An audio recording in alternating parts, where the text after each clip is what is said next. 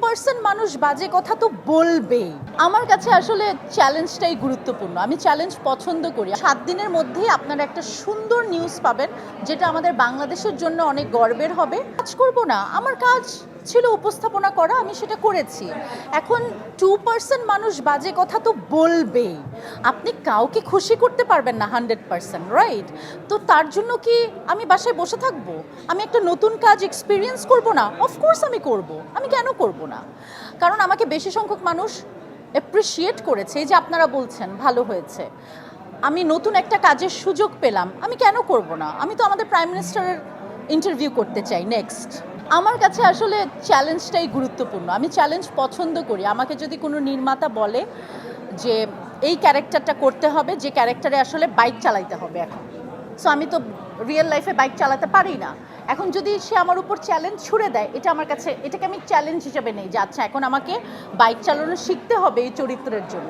তো উপস্থাপনাটা আমার জন্য খুবই নতুন ছিল, এবং আমার যারা অতিথি ছিলেন তারা অনেক বিজ্ঞ মানুষ ছিলেন, মন্ত্রী মিনিস্টার ছিলেন। তো তাদের সাথে আমার মতো একজন ছোট মানুষ উপস্থাপনা প্রথমেই তারা, এটা আমার জন্য একটা অনেক বড় চ্যালেঞ্জিং বিষয় ছিল, এবং আমার মনে হয় যে আমি ঠিকঠাক মতো কাজটা করতে পেরেছি। সো আমার তো ভালো লাগছে। সিনেমা, আমার 5টা সিনেমা রেডি আছে, কিন্তু আমি জানি না আসলে, এটা প্রডিউসাররা বলতে পারবে। পায়েল সিনেমার সেন্সর সার্টিফিকেট হয়ে গেছে, আজকে প্রডিউসার ফোন করে বললো যে সেন্সর পেয়ে গেছে। তো এখন তারা কবে রিলিজ দিবে সেটা তারা বলতে পারে, বাট আমি আজকে আপনাদের সাথে একটা জিনিস শেয়ার করতে পারি। আর 7 দিনের মধ্যেই আপনারা একটা সুন্দর নিউজ পাবেন, যেটা আমাদের বাংলাদেশের জন্য অনেক গর্বের হবে। এরকম কিছু একটা নিউজ পাবেন, এতটুকু আমি বলতে পারি। তখন আপনারা বলবেন যে আচ্ছা আপু আজকে বলেছিল।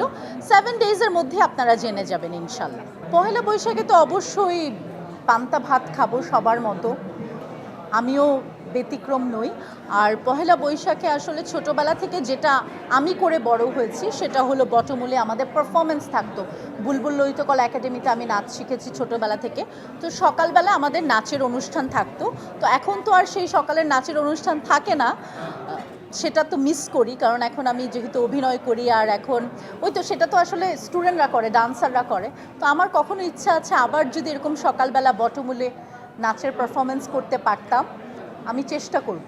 এবার হয়তো হবে না, নেক্সট বার বা এর পরের বার কখনো আমার গুরুদের সাথে কথা বলে আমি চেষ্টা করব। আমার কাছে ভালো লাগে কোন নামটা? আমার কাছে তো, আমরা তো ছোটোবেলা থেকে মঙ্গল শোভাযাত্রা নামেই, মানে আমরা তো এটাই শুনে বড় হয়েছি। তো এখন আনন্দ শোভাযাত্রা যদি হয় সেটাও সুন্দর, খারাপ না, কোনো খারাপ নাম তো না, আনন্দ তো সুন্দর কিছু। তো যেটাই হোক সেটাই ভালো, সুন্দর। বাংলা শব্দ তো এন্ড অফ দ্য ডে, সেটাই আমার জন্য গুরুত্বপূর্ণ।